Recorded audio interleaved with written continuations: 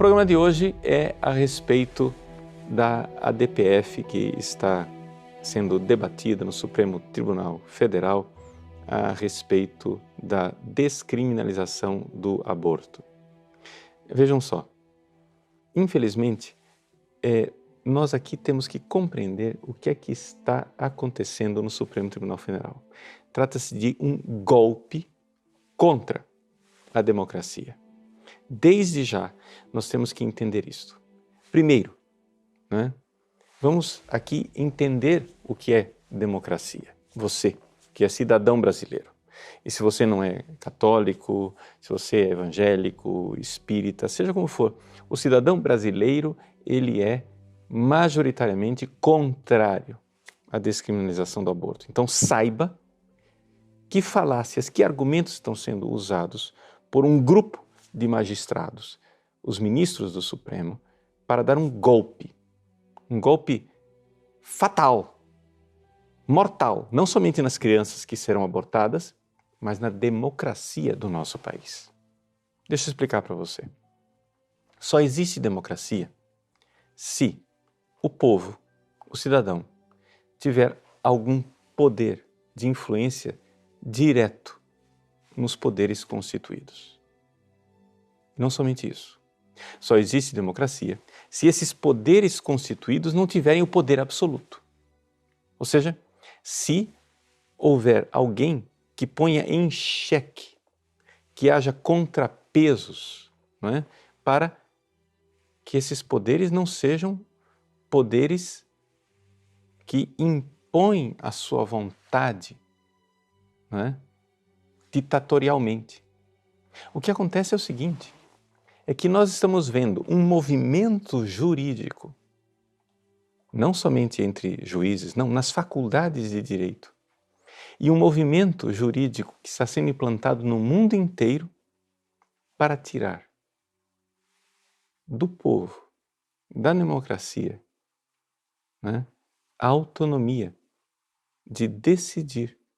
Nós estamos perdendo aquilo que se chama de Estado de Direito, onde nós temos um povo que é governado por leis e não pela vontade de pequenos tiranos ou grandes tiranos, de déspotas que, a partir do seu próprio alvitre, dizem o que é certo, o que é errado, o que é legal e o que é ilegal.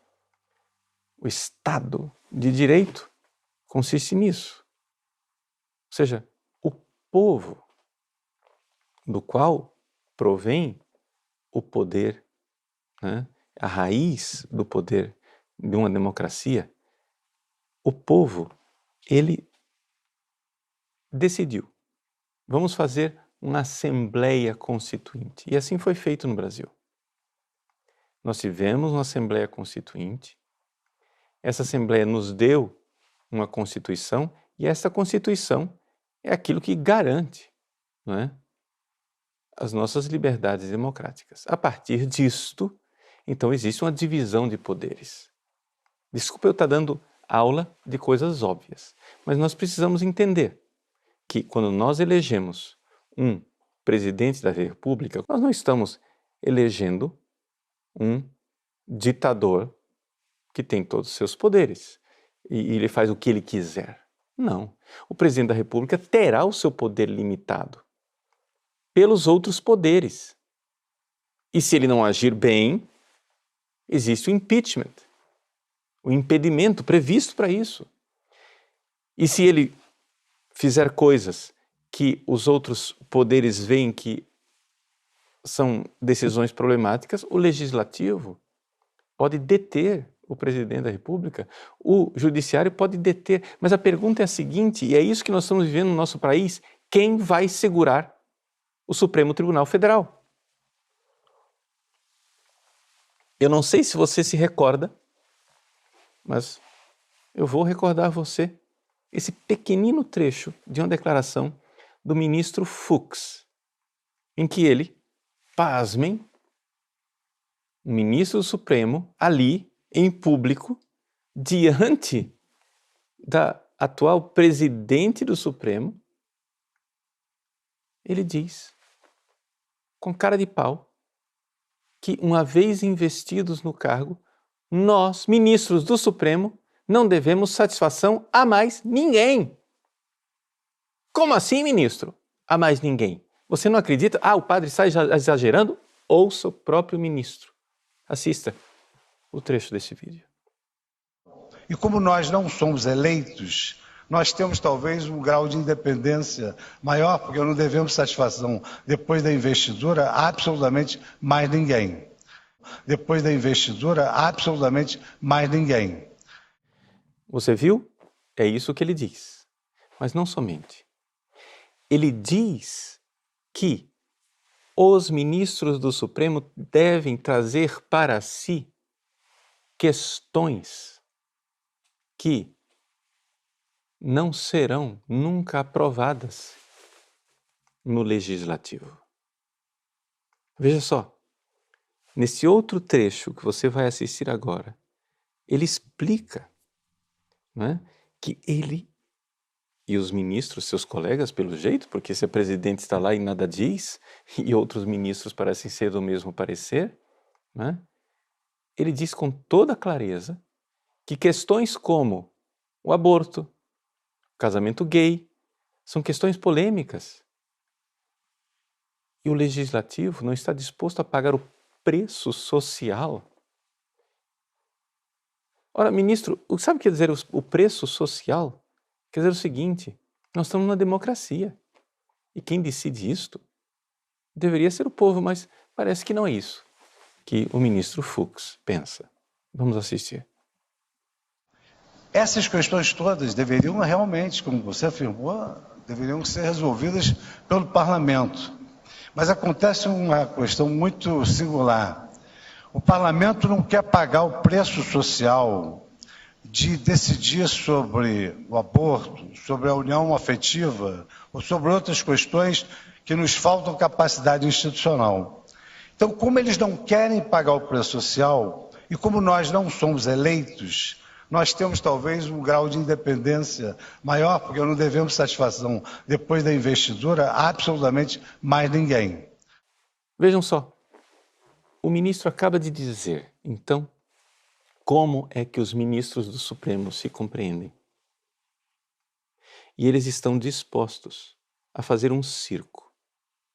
Sim, um circo.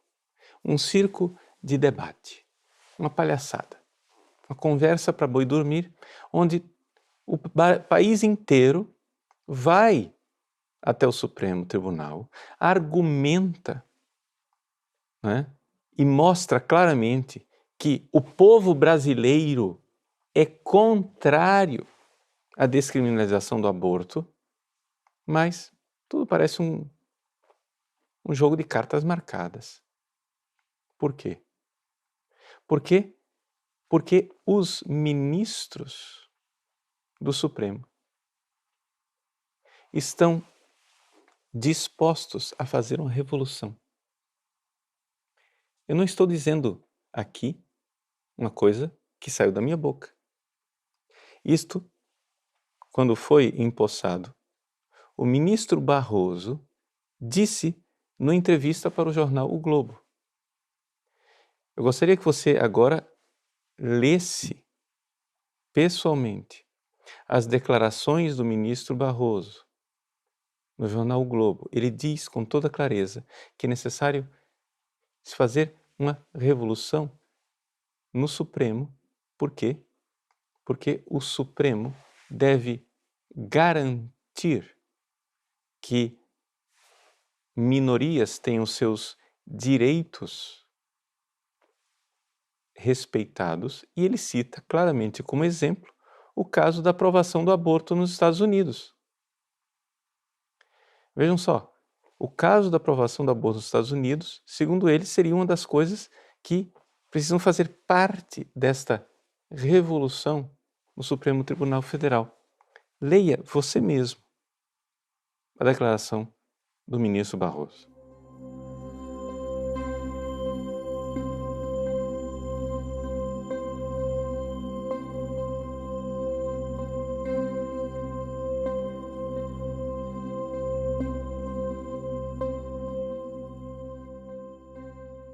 Agora eu gostaria de lembrar a você quem é o ministro Barroso. O ministro Barroso, enquanto não era ministro do Supremo, ele era advogado. E como advogado, ele mesmo apresentou ao Supremo Tribunal, não é, pedidos para a legalização do aborto. Ele já disse a que veio. Ele trabalhava para ONGs que eram favoráveis à descriminalização do aborto. Portanto, nós não estamos falando aqui de uma pessoa imparcial. Não, com toda a parcialidade do mundo. Portanto, o ministro já disse, já declarou publicamente que ele está decidido. Em entrevista pública, ele já disse que é inaceitável que no Brasil o aborto seja criminalizado. E ele acha que isso é uma questão de intolerância. Vejam só qual é a posição do ministro Barroso. Criminalizar a mulher que não quis, não pôde muitas vezes ter o filho, é uma escolha absurda que, a meu ver, viola a dignidade da mulher, sem mencionar que num país como o Brasil, o fato de você criminalizar impede que as mulheres pobres utilizem o serviço público. Pode pregar para que não se faça. Agora, criminalizar a posição do outro é uma forma autoritária e intolerante de viver a vida. Nós precisamos derrotar isso. Agora, de onde vem tudo isso? De onde vêm todas essas posições absurdas? Como é que nós podemos explicar filosoficamente, enquanto filosofia do direito, o que está acontecendo no nosso país e no mundo? O que está acontecendo, meus queridos, é a destruição da democracia. Vamos lá. Como é que se compreende o direito no nosso país? Ora, as faculdades de direito, antigamente, elas compreendiam que existe um ser e um não ser. O ser humano, por exemplo, ele tem dignidade. E tirar a vida do ser humano inocente, isto é algo objetivamente imoral. Isto aqui se chamava direito natural. Ou seja, o direito à vida era uma realidade que qualquer faculdade de direito admitia isso. Não era concedido pelo Estado. Não era concedido nem mesmo pela autoridade constituinte. Ou seja, não é um grupo de iluminados em Brasília que irão votar se eu tenho ou não tenho direito à vida. O direito à vida é uma realidade inquestionável. Portanto, tirar a vida do inocente é algo claramente imoral. Não é que nós estamos dizendo assim, o direito à vida é só para alguns. Não. Vejam o princípio. Tirar a vida do inocente é sempre e em qualquer situação algo profundamente imoral. Outra coisa é nós dizermos que, por justa e proporcionada legítima defesa, eu termino tirando a vida do injusto agressor. Vejam, uma coisa é a vida do inocente, outra coisa é a vida do injusto agressor. Uma pessoa está me agredindo injustamente. Ele está entrando na minha casa, querendo tirar a minha vida. Eu tenho o direito, não é, de uma legítima e proporcionada defesa. Ótimo, isso todos reconhecem, isso está no ser das coisas. Não é nenhum rei, não é nenhum papa, nenhum concílio ecumênico, nenhuma assembleia constituinte, muito menos nenhum ministro do Supremo que vai me dar o direito à vida. Vejam, tirar a vida do inocente é sempre imoral e isso está no ser das coisas. Isso era o que se reconhecia nas faculdades. Mas aí, Com o passar do tempo, as faculdades ficaram mais evoluídas e modernas, e então, não vamos mais entrar nesta questão de discutir se existe no ser das coisas um certo ou errado. Vamos simplificar. A gente vota, não é? E uma vez que se vota, no legislativo são feitas as leis e aquilo que o corpo legislativo disser que é certo, é certo. O que disser que é errado. E é isso já o primeiro passo revolucionário que nós chamamos de positivismo jurídico. Ou seja, não existe nenhum certo ou errado no ser das coisas. Todo direito é direito positum, é direito colocado. Não é? Você reúne, né, uma assembleia constitucional e eles então decidem o que é certo ou errado. Você coloca lá no Congresso e eles decidem o que é certo e o que é errado. Até aí, as coisas já eram terríveis, mas pelo menos nós tínhamos uma certa garantia de que nós éramos governados por leis. Ou seja, existe uma lei objetiva. E essa lei objetiva, não é, que foi votada, justa ou injusta, não vamos aqui colocar a questão, porque é o direito positivo. Então, a lei está lá, a lei tem um significado e essa é a lei que irá governar os cidadãos. Muito bem. Pois bem, esta posição aqui, que diz que o legislativo pode votar se nós temos ou não direito à vida, pode ou não reconhecer se nós temos direito à vida, esta posição, ela já é terrível, ela já é absurda. Mas isto já se tornou uma posição conservadora nas nossas faculdades de direito. Ou seja, o caos é ainda mais profundo, a coisa é pior. O positivismo jurídico já é para os juristas conservadores. Agora, nós estamos numa outra época. Agora nós estamos na época de um certo neoconstitucionalismo ou outras ideias derivadas, porque o caos aqui na matéria é grande. Mas, basicamente, para fazer de uma coisa complicada algo simples para você entender, é o seguinte: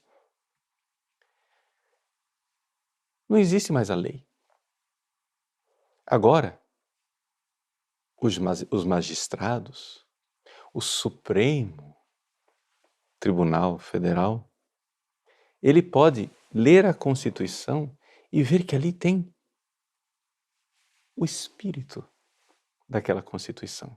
Existem princípios que não estão escritos ali e que, conforme a inspiração da moda, das convicções do próprio ministro ou de quem está puxando os cordõezinhos do ministro marionete, ele pode agora, a seu bel prazer, dizer que está defendendo direitos de minorias. Então o que acontece é o seguinte: já não é mais a maioria votante, já não é mais a coisa do princípio democrático. O Brasil inteiro, evidentemente, o Brasil em massa, numa esmagadora maioria, é contrário à descriminalização do aborto. Mas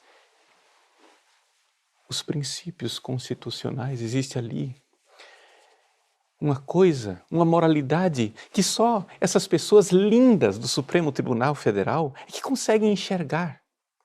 E vocês, plebe ignara, pobres brasileirinhos, não foram tão iluminados como estes senhores do Supremo, que são tão supremos, que eles agora é que vão dizer o que é a lei. Eis aí. Eis aí porque isto é um golpe na democracia. Eis aí porque toda esta discussão da DPF é uma grande farsa e um grande circo, porque o que está no pensamento destes senhores é que eles podem legislar com uma maior tranquilidade do que o próprio legislativo. O legislativo, se ele quiser mudar a Constituição, ele precisa de uma votação especial, né? Ele precisa, não é assim, junta o Congresso e com maioria simples, não. Se você quer realmente fazer uma emenda constitucional, a coisa passa por um procedimento muito sério e que exige uma maioria de 2/3. Por quê? Porque sabe-se perfeitamente que o Congresso não pode arrogar para si o poder constitucional.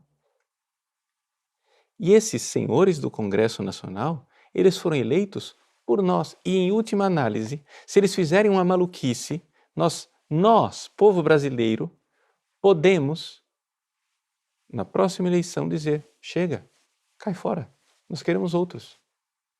Mas como o senhor ministro Fux nos recorda, uma vez empossados, eles não devem mais satisfação a ninguém. Isso quer dizer o seguinte: eles estão dando gargalhadas para você, povo brasileiro.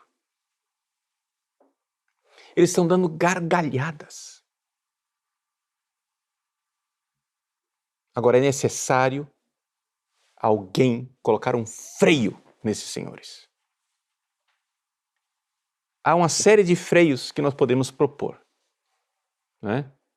E esses freios precisam realmente ser colocados e precisamos reformar, sim, a Constituição Federal, colocar limites nos ministros supremos. Mas vamos começar com uma proposta simples, só para começar a coisa.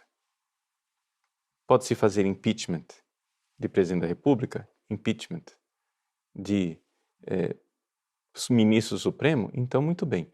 Vamos acrescentar uma cláusula. Para o impeachment do ministro supremo, nós podemos fazer isso se ele fizer uma coisa chamada ativismo judicial, que é o seguinte: arrogar para si o direito de legislar, que na verdade pertence ao legislativo. Que é exatamente o que eles estão fazendo. Eles estão resolvendo descriminalizar o aborto no país,